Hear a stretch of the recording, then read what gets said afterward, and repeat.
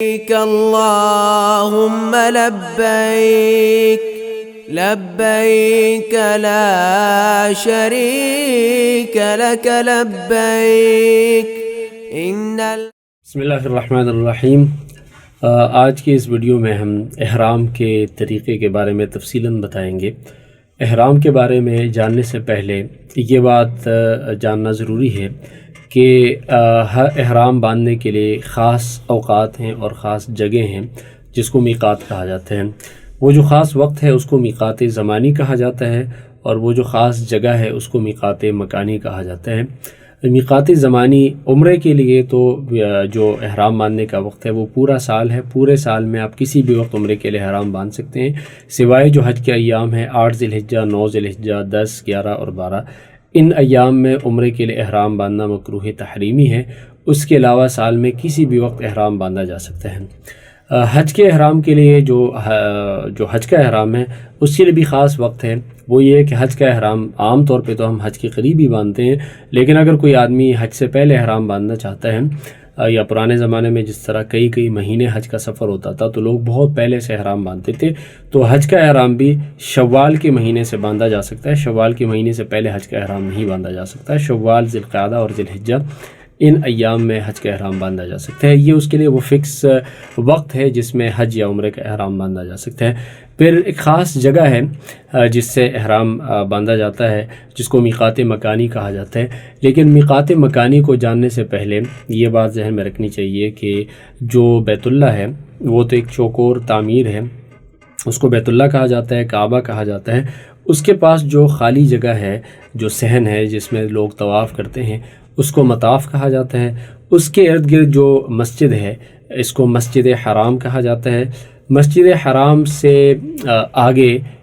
کا کچھ علاقہ ہے جس کو حرم کہا جاتا ہے، اور حرم اس لیے اس کو کہا جاتا ہے کہ یہاں پر اس کو کچھ خصوصیات حاصل ہے، یہاں پر کچھ کام حرام ہیں،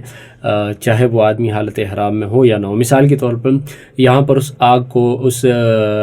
گھاس کو جو خود بخود اگی ہوئی گھاس ہو، خود رو گھاس کو کاٹنا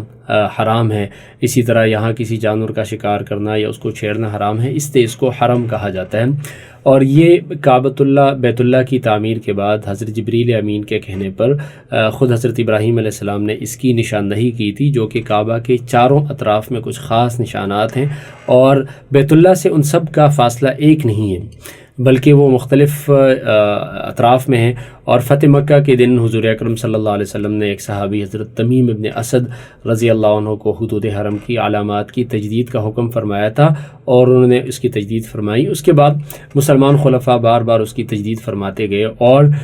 وہ حرم کی حدود واضح ہیں۔ یہ جو حد بندی ہے یہ توقیفی ہے۔ توقیفی کا مطلب یہ ہے یعنی اللہ تعالیٰ کی طرف سے ہے۔ مختلف جو جگہوں کی طرف، مختلف اطراف کی جانب اس کا فاصلہ مختلف ہے۔ مدینہ منورہ کی جانب تنعیم ایک جگہ ہے جہاں پر مسجد عائشہ کے نام سے ایک مسجد ہے، یہ تقریباً 3 میل کا فاصلہ بنتا ہے بیت اللہ سے۔ یمن کی جانب سے جو جگہ ہے وہ تقریباً 7 میل کا فاصلہ بنتا ہے۔ جدہ کی جانب سے جو حرم کی آخری حد ہے حدیبیہ کے مقام پہ تقریباً 10 میل کا فاصلہ بنتا ہے۔ جیرانہ کی جانب سے تقریباً یہ 9 میل کا فاصلہ بنتا ہے۔ طائف کے نام سے بطن عرنہ یا نمرہ تک یہ تقریباً 7 میل کا فاصلہ بنتا ہے۔ ایک اور جانب سے عراق کی جانب سے تقریباً 7 میل کا فاصلہ بنتا ہے۔ یہ جو جتنی بھی حد بندی ہے اس کے درمیان والا جو علاقہ ہے اس کو حرم کہا جاتا ہے، اور یہاں جو لوگ رہتے ہیں اس کو اہل حرم کہا جاتا ہے۔ اور اہل حرم یعنی جو یہاں پر مستقل رہائش پذیر ہوں یا کسی بھی وجہ سے عارضی طور پہ یہاں آئے ہوں، ان کے لیے عمرے کے احرام باندھنے کا طریقہ یہ ہوتا ہے کہ وہ کسی بھی جانب سے حرم کی حدود سے باہر نکلیں گے اور احرام باندھ کر واپس آئیں گے۔ اور چونکہ مختلف اطراف سے مختلف فاصلہ ہے، سب سے جو قریبی جگہ ہے تقریباً 3 میل کے لگ بھگ کا جو فاصلہ ہے وہ تنعیم کا مقام ہے، جہاں سے حضور اکرم صلی اللہ علیہ وسلم نے حضرت عائشہ رضی اللہ عنہ کو احرام باندھنے کا حکم فرمایا تھا۔ اس لیے وہاں پر جو مسجد بنی ہوئی ہے اس کو مسجد عائشہ کہا جاتا ہے۔ تو اہل حرم جو ہے ان کے لیے احرام باندھنے کا طریقہ یہ ہے کہ وہ حرم کے حدود سے باہر نکلیں گے اور باہر نکل کر احرام باندھ کر واپس آ جائیں گے۔ جو لوگ عمرہ کے لیے گئے ہوتے ہیں اور اور پہلا عمرہ کرنے کے بعد حرم ہی میں کے حدود میں ہوتے ہیں تو ان کے لیے بھی یہی حکم ہے کہ اگر وہ دوسرا عمرہ کرنا چاہیں تو وہ حرم کے حدود سے باہر نکلیں گے، اور باہر نکل کر کسی بھی جانب سے نکل سکتے ہیں۔ عام طور پہ لوگ مسجد عائشہ ہی جاتے ہیں، اس کے قریب ہونے کی وجہ سے وہاں سے احرام باندھ کر واپس آئیں گے۔ پھر یہ حرم کے حدود کے باہر ایک اور جگہ ہے جن کو میقات کہا جاتا ہے، اور حرم کے حدود اور میقات کے درمیان کا جو علاقہ ہے اس کو حل کہا جاتا ہے۔ یعنی اگر بیت اللہ سے حرم کا اس سمت فاصلہ ہو 7 میل اور پھر اس سے آگے میقات ہو 100 کلومیٹر، تو اس کا مطلب ہے کہ اس 7 میل کے حد سے لے کر 100 کلومیٹر تک کا جو بیچ میں علاقہ ہے یہ اس کو حل کہا جاتا ہے، اور یہاں رہنے والوں کو اہل حل کہا جاتا ہے۔ ان کے لیے یہ حکم ہے کہ یہ بھی عمرے کا احرام باندھیں گے تو یہ گھر سے احرام باندھ سکتے ہیں، یعنی حرم کے حدود میں داخل ہونے سے پہلے کسی بھی وقت وہ احرام باندھ سکتے ہیں، تلبیہ پڑھ سکتے ہیں، لیکن حرم کے حدود کے اندر بغیر احرام کے، بغیر تلبیہ پڑھے داخل نہیں ہو سکتے، کسی بھی جگہ سے وہ احرام باندھ سکتے ہیں۔ یہ اہل حل کے لیے یہ حکم ہے۔ حل ختم ہونے کے بعد پھر آگے جو جگہ ہے اس کو میقات کہا جاتا ہے، اور میقات سے آگے جو لوگ رہتے ہیں ان کو آفاقی کہا جاتا ہے۔ حرم کے حدود کے اندر رہنے والوں کو اہل حرم کہا جاتا ہے، حرم اور حل کے درمیان رہنے والوں کو اہل الحل یا اہل حل کہا جاتا ہے، اور میقات کے اس پار رہنے والوں کو آفاقی کہا جاتا ہے۔ اور ایسے لوگوں کے لیے ضروری ہے کہ جب یہ عمرہ یا حج کے ارادے سے جائیں گے تو میقات سے پہلے یا میقات پہ پہنچ کر احرام باندھیں گے، تاکہ وہ میقات سے آگے بغیر احرام کے نہ جائیں۔ اگر میقات سے آگے بغیر احرام کے چلے جائیں تو ان پر دم واجب ہو جاتا ہے، ان پر لازم ہو جاتا ہے کہ وہ واپس آ کے اس میقات سے یا کسی اور میقات سے احرام باندھ لیں، ورنہ تو ان پر دم لازم ہو جاتا ہے۔ تو یہ جو جگہ ہے یہ میقات ہے، ان کو میقات کہا جاتا ہے، جو کہ آفاقی لوگ جہاں سے احرام باندھتے ہیں۔ اور یہ ہر طرف سے جس طرح کہ حرم کے حدود مختلف اطراف سے مختلف فاصلہ رکھتے ہیں، اسی طرح میقات بھی مختلف اطراف سے مختلف فاصلہ ہے ان کا، اور اس کے لیے ضروری نہیں ہے کہ آپ اسی میقات پہ آ جائیں۔ یعنی میقات کی سیدھ میں، یعنی اگر یہ جگہ میقات ہے تو اس کی سیدھ میں اگر 100 کلومیٹر دور کوئی آدمی رہتا ہے، وہ وہاں سے آنا چاہتا ہے، تو میقات کی سیدھ میں وہ جو جگہ ہے وہاں سے بغیر احرام کے نہیں گزر سکتا، احرام کی حالت میں گزرنا ضروری ہے۔ تو یہ مختلف لوگوں کے لیے، مثال کے طور پہ مدینہ کی طرف سے جو لوگ آتے ہیں ان کے لیے میقات ذوالحلیفہ ہے۔ عام طور پہ حجاج کرام مدینہ منورہ سے جب واپس آتے ہیں تو ذوالحلیفہ، یا جس کو ابیار علی کہا جاتا ہے، بیر علی بھی کہا جاتا ہے، وہاں سے احرام باندھتے ہیں۔ حضور اکرم صلی اللہ علیہ وسلم نے بھی وہاں سے احرام باندھا تھا، اور اس کا فاصلہ مکہ مکرمہ سے تقریباً 420 کلومیٹر کے لگ بھگ ہے۔ شام اور اس کے راستے سے جو لوگ آتے ہیں، مثلا مصر، لیبیا، الجزائر، مراکش وغیرہ، یہ لوگ ان کا جو میقات ہے وہ جحفہ کے نام سے ہے، یہ مکہ مکرمہ سے تقریباً 186 کلومیٹر دور ہے۔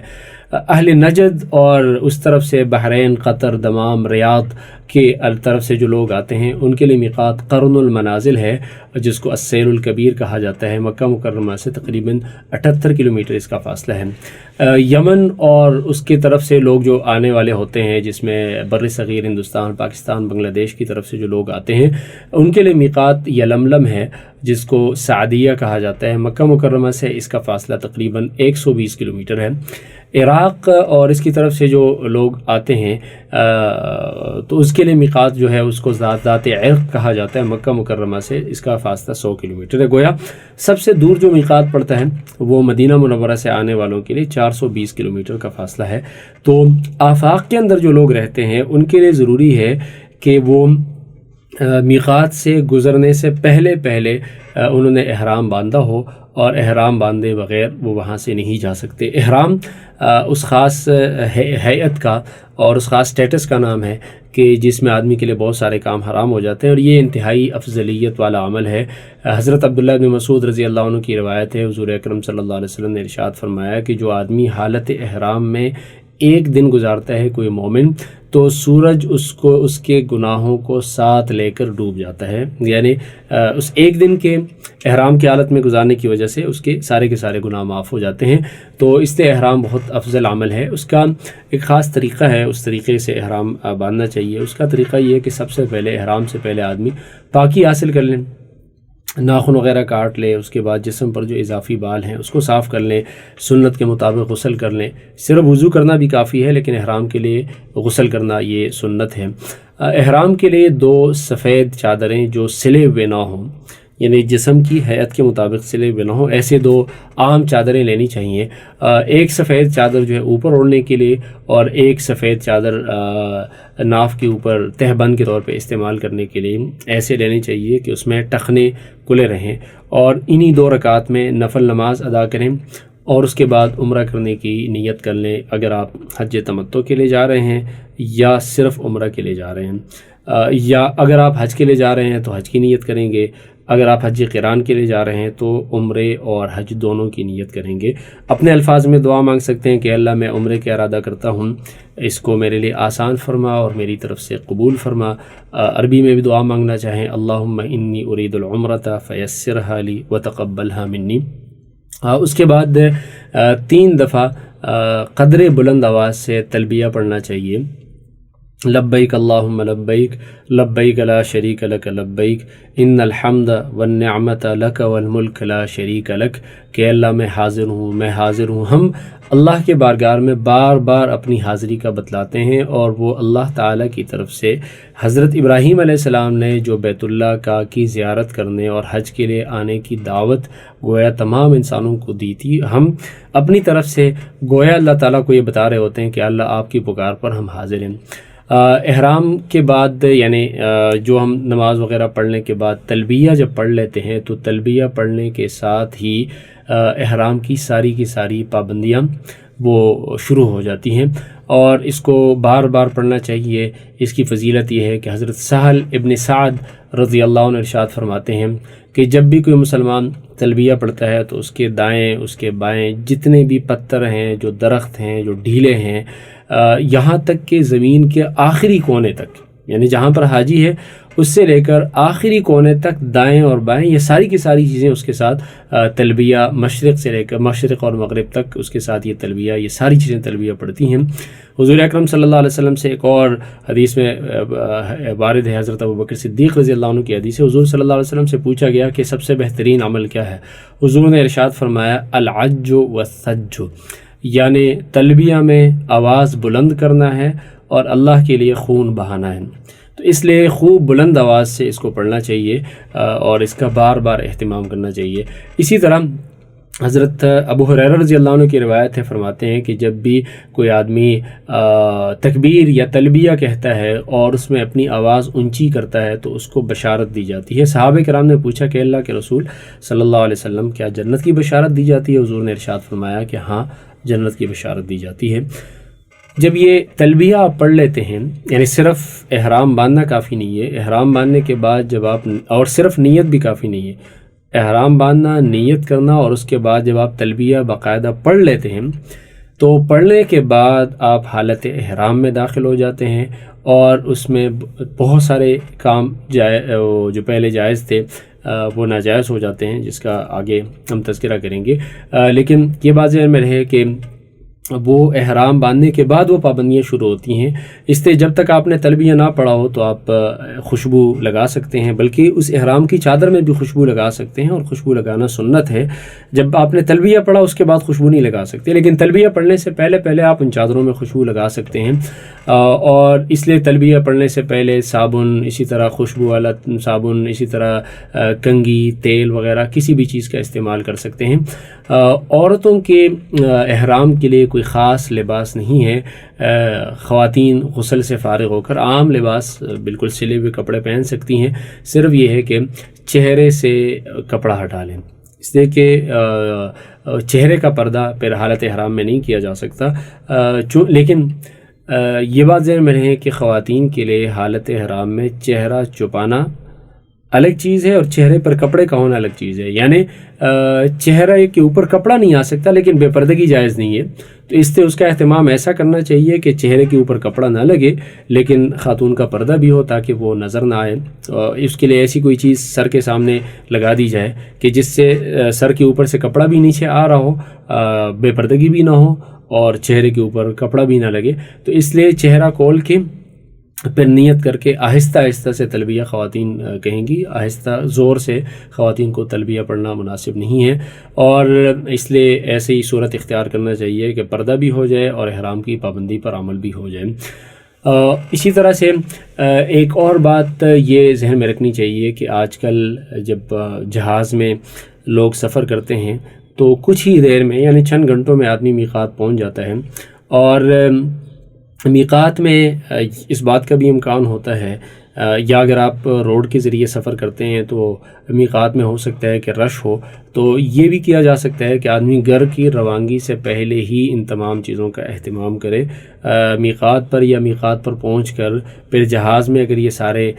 آداب کا خیال رکھا جائے تو کافی مشکل ہو جاتی ہے، تو اس لیے یہ بھی کیا جا سکتا ہے کہ گھر کی روانگی سے پہلے ہی طہارت حاصل کر لیں، میقات پر موقع ملے تو غسل کر لیں، ورنہ صرف وضو کر کے احرام پہن لیں۔ اور اگر کوئی حاجی یا کوئی عمرہ کے ارادے سے نیت سے جانے والا پہلے مدینہ منورہ جانا چاہتا ہے تو اس کو احرام باندھنا لازمی نہیں ہے، اس سے کہ احرام باندھنا اس کے لیے لازمی ہے جو مکہ مکرمہ جاتا ہے۔ تو اگر آپ مکہ مکرمہ جا رہے ہیں تو میقات سے پہلے ضروری ہے کہ آپ نے احرام باندھا ہوا ہو۔ لیکن اگر آپ ہوائی جہاز سے جا رہے ہیں تو ہوائی جہاز سے جانے والے لوگ چونکہ میقات کے اوپر سے تو گزرتے ہیں، میقات میں تو وہ جا کے وہاں پر احرام نہیں پہن سکتے، جہاز میں ان کے لیے مشکل بھی ہو جاتا ہے احرام باندھنا، تو اس لیے بہتر یہ ہے کہ ہوائی جہاز میں سوار ہونے سے پہلے احرام باندھ لیں اور 2 رکعت ادا بھی کر لیں، اور پھر جب آپ ہوائی جہاز میں سوار ہو جائیں تو اس وقت اگر آپ یہ ارادہ کر لیں کہ میں میقات کے قریب پہنچ کر تلبیہ پڑھ لوں گا، تو اگر اس بات کا خدشہ ہو کہ ایسا نہ ہو کہ آپ اس وقت سو رہے ہوں اور آپ بغیر تلبیہ پڑھے میقات میں سے گزر جائیں تو آپ پر دم واجب ہو سکتا ہے، تو اس صورت میں بہتر یہ ہے کہ جیسی ہی جہاز اڑنے کے قریب ہو جائے تو آپ تلبیہ پڑھ لیں، نیت کر لیں، اور اس کے بعد اگر آپ خواب کی حالت میں ہوں اور آپ میقات میں سے گزر جائیں تب بھی آپ حالت احرام میں ہوں گے۔ اگر گھر سے آپ احرام باندھ کے تلبیہ پڑھ لیں گے تو اس میں ایک مشکل یہ پیش آ سکتی ہے کہ جہاز کا وقت لیٹ ہو سکتا ہے، آپ کو پھر زیادہ وقت کے لیے حالت احرام میں رہنا پڑتا ہے، تو بہتر یہ ہے کہ جیسی آپ جہاز میں سوار ہو جائیں تو تلبیہ پڑھ لیں، اور احرام آپ پہلے سے باندھے ہوئے ہوں تلبیہ پڑھ کر نیت کر کے تلبیہ پڑھ لیں، اور وہ احرام کی ساری پابندیاں شروع ہو جاتی ہیں۔ احرام کی پابندیاں یہ ہیں، کچھ چیزیں تو ایسی ہیں کہ جو مردوں اور خواتین دونوں کے لیے وہ جائز نہیں ہے حالت احرام میں، جیسے خوشبو استعمال کرنا مرد کے لیے بھی جائز نہیں ہے، عورت کے لیے بھی جائز نہیں ہے، ناخن کاٹنا، اسی طرح جسم سے بال دور کرنا، ازدواجی تعلق قائم کرنا، اسی طرح خشکی کے جانور کا شکار کرنا، یہ سارے کے سارے کام جیسے مرد کے لیے حرام ہے اسی طرح خواتین کے لیے حرام ہے۔ کچھ ممنوعات ایسے ہیں کہ جو مرد کے لیے حالت احرام میں ممنوع ہیں، جس میں مثال کے طور پہ سلے ہوئے کپڑے نہیں پہنے جا سکتے۔ سلے ہوئے کپڑے سے مراد یہ ہے نا کہ جو جسم کی ہیئت پر سلے ہوئے ہوں، یہ مطلب نہیں ہے کہ احرام میں کسی بھی جگہ پر سلائی نہیں ہونی چاہیے، جیسے اگر احرام کے کونوں پر سلائی کی گئی ہے اس لیے تاکہ اس کے داغے نہ ٹوٹیں تو وہ جائز ہے، اس لیے کہ وہ جسم کے ہیئت پر اس کی سلائی نہیں کی گئی ہے، تو وہ بغیر سلے ہوئے کپڑے ہونے چاہیے۔ اسی طرح مرد جو ہے وہ سر نہیں چھپا سکتے، سر پر ٹوپی نہیں لے سکتے، کوئی پگڑی یا کوئی چادر وغیرہ نہیں لے سکتے۔ سوتے ہوئے بھی اس بات کا اہتمام کرنا چاہیے کہ حالت احرام میں سر نہ چھپ جائے، سر کو نہیں چھپا سکتے۔ اسی طرح حالت احرام میں پاؤں کو کھلا رکھنا ضروری ہے، اور پاؤں کے اوپر جو ابری ہوئی ہڈی ہے، یعنی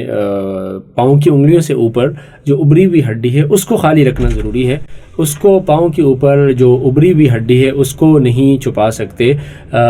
وہ ضروری ہے کہ جوتا آپ کا ایسا ہو کہ یا تو اس میں وہ ہڈی بالکل نظر آ رہی ہو، اور یا اس جوتے کو اس طرح سے کاٹ لیا جائے کہ اس کے اندر وہ ہڈی چھپ جائے، تو وہ جو ہڈی ہے اس کا نظر آنا ضروری ہے۔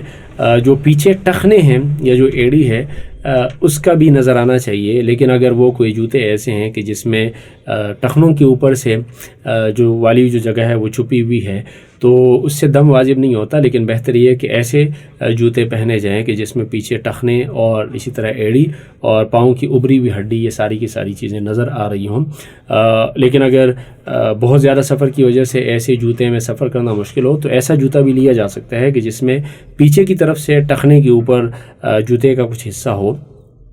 لیکن جو پاؤں کی ابری ہوئی ہڈی ہے اس کا کھلا رہنا زیادہ ضروری ہے، اس کو نہیں چھپا سکتے۔ تو یہ ممنوعات وہ ہیں جن کا تعلق مردوں سے ہے، اور جو مکروہہ احرام کی حالت میں کچھ چیزیں مکروہ بھی ہیں، جیسے زیادہ صابن استعمال نہیں کرنا چاہیے، کنگھی بھی زیادہ استعمال نہیں کرنی چاہیے، یا اگر استعمال کرنا ہے تو صابن کے اندر خوشبو نہ ہو۔ اگر کنگھی استعمال کرنی ہے تو اس کا خیال رکھیں کہ بال زیادہ نہ ٹوٹیں، اس سے کہ اگر بال ٹوٹیں تو وہ بال چونکہ جس طرح کاٹنا جائز نہیں ہے، اسی طرح کنگھی میں بھی اگر زیادہ بال آ جائیں تو وہ بھی بہتر نہیں ہے، اس سے بھی بچنا چاہیے۔ اس طرح کہ حالت احرام میں گویا آدمی ایسی حالت میں ہوتا ہے کہ بالکل اس کے بال پراگندہ ہوتے ہیں اور وہ ایک قابل رحم حالت میں ہوتا ہے، اس کا جسم بھی اس طرح سے صاف اور مزین نہیں ہوتا جس طرح عام حالات میں ہوتا ہے، گویا وہ اپنی اس حالت سے اللہ تعالیٰ کی رحمت کو اپنی طرف متوجہ کرنا چاہتا ہے۔ تو اس کے علاوہ ویسے غسل کرنا بغیر خوشبودار صابن کے وہ بھی جائز ہیں، احرام کو دھونا بھی جائز ہے، احرام کو بدلنا بھی جائز ہے۔ کچھ لوگوں کا خیال یہ ہوتا ہے کہ جو چادریں آپ نے پہلے ہی پہن لی ہیں تو وہ اب حج کے آخر تک انہی چادروں کا رہنا ضروری ہے، جس کی وجہ سے وہ چادریں میلی بھی ہوتی ہیں، باقی لوگوں کو بھی تکلیف ہوتی ہیں۔ اس چیز کا خیال رکھنا چاہیے کہ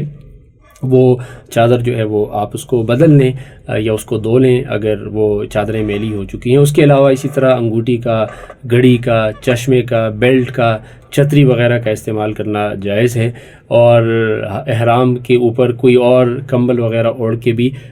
سونا بھی جائز ہے، لیکن یہ ضروری ہے کہ مرد جو ہے سوتے ہوئے اپنے چہرے کو اور سر کو کھلا رکھیں گے، اور خواتین سونے کی حالت میں اپنے چہرے کو کھلا رکھیں گی۔ تو گویا مرد کے لیے جو پابندیاں ہیں وہ یہ ہیں کہ سلا ہوا کپڑا نہیں پہن سکتے، سر اور چہرہ خالی ہونا ضروری ہے، اور پاؤں کے اندر وہ ابری ہوئی ہڈی ہے اس کا بھی خالی رہنا ضروری ہے۔ تو مختصر طور پہ یہ ذہن میں رہے کہ جب بھی آدمی کسی بھی عبادت کے لیے، چاہے وہ عمرے کے لیے جاتا ہے یا حج کے لیے جاتا ہے، تو ان خاص ایام میں آفاقی آدمی کے لیے، مثال کے طور پہ جیسے ہم بر صغیر میں رہنے والے مسلمان جب جاتے ہیں تو میقات والی جو جگہ ہے اس سے پہلے ضروری ہے کہ انہوں نے احرام باندھا ہوا ہو، اور حالت احرام میں داخل ہونے کے لیے انہوں نے تلبیہ بھی پڑھ لیا ہو، نیت بھی کر لی ہو، 2 سفید چادریں بھی لے لی ہوں، اور اس کے بعد وہ سارے کام ناجائز ہو جاتے ہیں۔ اسی لیے اس کو احرام کہا جاتا ہے۔ جس طرح نماز میں داخل ہونے کے لیے ہم تکبیر تحریمہ پڑھتے ہیں، تکبیر تحریمہ کا مطلب یہ بہت ساری وہ چیزیں جو عام حالات میں جائز تھیں تکبیر تحریمہ پڑھنے کے بعد ناجائز ہو جاتی ہیں، بات کرنا ناجائز ہو جاتا ہے، سلام کا جواب نہیں دیا جا سکتا، آگے پیچھے دیکھنا، ہاتھوں کو بہت زیادہ حرکت دینا درست نہیں ہے۔ اسی طرح احرام کی حالت میں داخل ہونے کے بعد بہت سارے کام ناجائز ہو جاتے ہیں، اس لیے اس کو احرام کہتے ہیں۔ تو یہ احرام کے بعد پھر آپ عمرہ یا طواف یا حج بیت اللہ کے باقی ارکان ادا کرتے ہیں۔ تو یہ جو ابتدائی عمل ہے اس کو احرام کی کہا جاتا ہے، اور اس کا یہ تفصیلی طریقہ تھا۔